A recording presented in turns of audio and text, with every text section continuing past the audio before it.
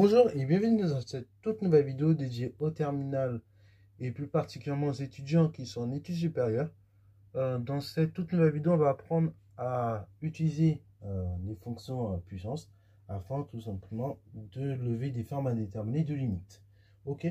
Alors, du coup, le but de cette vidéo-là, ça va être d'apprendre à calculer la limite d'une fonction un peu compliquée juste en se servant des fonctions puissance. Alors, donc là, voici un exemple concret. Donc là, vous avez par exemple cette limite-là. Donc le but, c'est de calculer la limite lorsque n tend vers plus infini de c quand c'est là. Donc de 1 plus 1 sur n, le tout à la puissance n. Bon, si on essaie de faire de manière naïve, ce que vous avez tous envie de faire, qu'est-ce que vous pouvez vous dire? Vous pouvez vous dire, ouais, ok, donc 1, d'abord je raisonne par composition. Je me dis dans ce cas-là, 1 plus 1 sur n, lorsque n tend vers plus infini, ça tend vers 1. Et puis ensuite, j'ai un n. Donc après, qu'est-ce que je fais? Je me dis, dans ce cas-là, là maintenant, j'ai vu que ça tend vers 1 dans la parenthèse. Et donc, lorsque n tend vers 1, on peut dire que tout ça, ça tend vers 1. Donc en gros, ça tend vers 1 puissance n qui tend vers 1. Enfin, voilà, on peut se dire un truc comme ça. Ça, c'est une façon de raisonner qui est complètement qui pourrait se faire. Sauf que le problème qu'il y a, le n qui est au dénominateur ici, c'est le même que le n qui est en exposant ici. Et donc ces ces n là, ici et ici, ils vont varier de manière simultanée, en même temps. C'est-à-dire que quand celui-là il varie, celui-là aussi va varier sur n. Et donc, on ne peut pas se dire, je vais d'abord déterminer la limite de ça, puis la limite de ça. Ça voudrait dire que c'est comme si vous aviez un phénomène, c'est comme si vous aviez deux phénomènes qui se déroulent en même temps. Un engrenage qui, par un mécanisme, entraîne un autre engrenage dans une rotation, et puis vous voulez bloquer la rotation d'un engrenage pour voir ce qui se passe sur l'autre engrenage, automatiquement l'autre engrenage il s'arrête également de tourner. Ok, si vous voyez le délire. Donc, on va être obligé d'étudier l'engrenage contre le mécanisme plutôt, lorsqu'on a les deux engrenages qui tournent. Sinon, c'est un patence. Voilà, c'est la même chose. On va être obligé d'étudier la limite de ceci lorsque les deux n, donc celui-là et celui-là, sont varient de manière simultanée. Alors, un réflexe que vous pouvez avoir lorsque vous avez une telle limite à déterminer, c'est de tout passer à l'exponentielle. Et de reconnaître ici une fonction de puissance. Donc, en effet, la limite lorsque n tend vers plus infini de 1 plus 1 sur n de tout à la puissance n, vous pouvez dire c'est la limite d'une fonction puissance. Donc, c'est la limite lorsque n tend vers plus infini de exponentielle n multiplié par ln de ça. Donc de 1 plus 1 sur n. Ok. Ça, si vous regardez bien, ça ressemble beaucoup à une formule que l'on a. Donc que je vais rappeler ici. Donc là, petit rappel.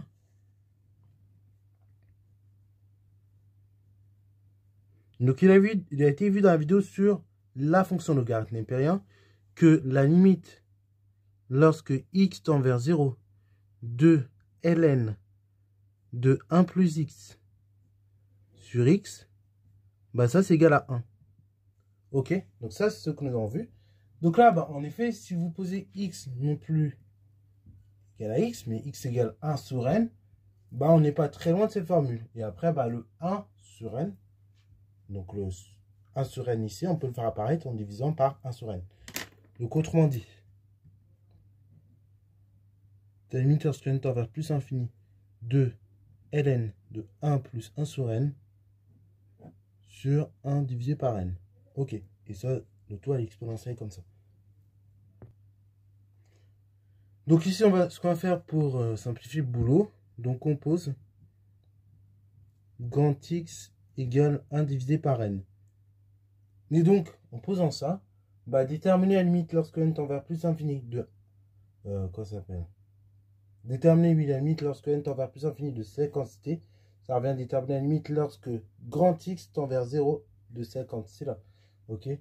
Donc, limite lorsque n tend vers plus infini de 1 plus 1 sur n, de toute puissance n, ça limite lorsque grand x tend vers 0 de exponentielle ln de 1 plus x plus grand x divisé par grand x, ok. Bah, voilà. Là, j'ai fait un changement de variable, tout bêtement. Ok. Là, j'ai dit maintenant, mon grand X, c'est ça. C'est 1 divisé par n. Donc ça, j'ai appelé ça grand X. Et donc, lorsque je détermine la limite lorsque n tend vers plus infini de 1 sur n, bah, ça revient à déterminer la limite lorsque grand X tend vers 0 de 1 plus x sur grand X. C'est tout à fait équivalent et similaire. Ça, bon, j'espère que vous voyez assez bien. C'est parce que lorsque n tend vers plus infini, 1 sur n tend vers 0. Et donc, grand X tend vers 0. Et c'est pour ça qu'on fait ce changement de variable là. Et là, bah, c'est beaucoup plus simple. OK? Parce que d'après le rappel, or, limite, lorsque grand X tend vers 0 de ln de 1 plus grand X sur grand X, ça c'est égal à 1. OK? Donc ça, c'est égal à 1 parce que la fonction ln est dérivable en 0. OK? Donc la fonction ln, enfin kx associée ln de x plus 1. OK? Ou de 1 plus x. Donc soit, bon, soit du coup, vous pouvez dire comme ça, ou soit si vraiment vous avez un prof qui est un peu exigeant, il faut refaire la démonstration comme j'avais fait dans le cours. C'est-à-dire que du coup, vous arrivez à ça, vous dites que cette limite-là, c'est la limite lorsque grand X tend vers 0 de ln de 1 plus x moins ln de 1 divisé par 0 par x moins 0. Ok, voilà. Vous reconnaissez la limite du taux d'accroissement de la fonction qui a x associée ln de grand X plus 1. Or, la fonction qui a x associée grand ln de x plus 1, oui, du coup, c'est dérivable en 0. Et donc, c'est égal au nombre dérivé de cette fonction évaluée en 0, qui est égal à 1. Ok, voilà.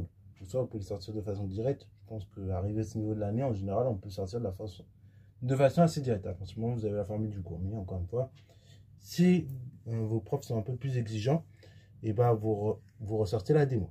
Ok. Donc, ce qui a donné exponentielle, désormais tend vers plus infini, tend vers 1. Ok, voilà.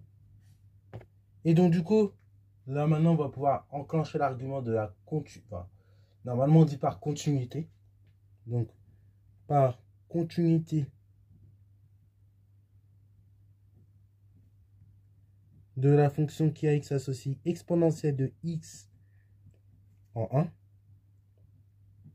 La limite recherchée lorsque n tend vers plus infini de 1 plus 1 sur n de toute puissance n, c'est égal à e.